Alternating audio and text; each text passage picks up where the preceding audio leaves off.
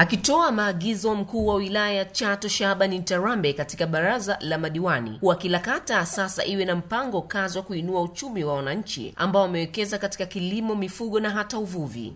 Watu wetu wazalishe mali, zitakuwa malighafi katika viwanda vyetu, lakini kwenda kuhimiza na kutenga maeneo ya viwanda na wananchi wenyewe kuweka mitaji pamoja na kuanzisha viwanda vidogo vidogo na vya kati na vikubwa, iwe ndio kazi yetu kulisimamia hilo na lifanikiwe.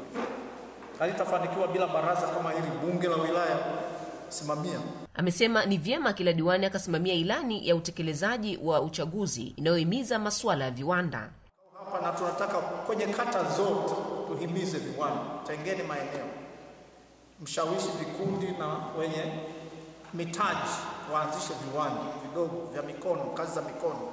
Viwanda vikubwa vitafuata.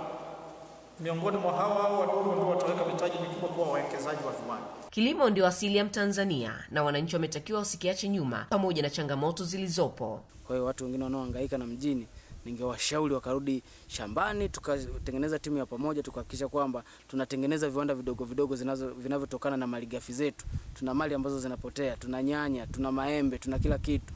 Ni vitu ambavyo vinawezekana, lakini watu bado hawajafocus kule. Kwa hiyo tunatumia fursa hii kuwashauri watu wenye uwezo wa focus kwenye viwanda vidogo vidogo. Nao madiwani wanaona utekelezaji alioagiza mkuu wa wilaya una umuhimu kwa wananchi. Fursa hii itasaidia sana wananchi wetu kiuchumi. Pengine kwa mfano kama ni ardhi zetu watapata mafuta.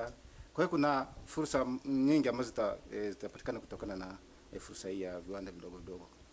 Mtu yote aliye na uwezo wa kufanya kazi awe na ekari 2 kwa ajili ya mazao ya chakula, lakini awe na ekari 2 kwa ajili ya mazao ya biashara. Huo ndio mkakati wa kwanza ambao tumeweka kwenye kata yangu ya Muungano.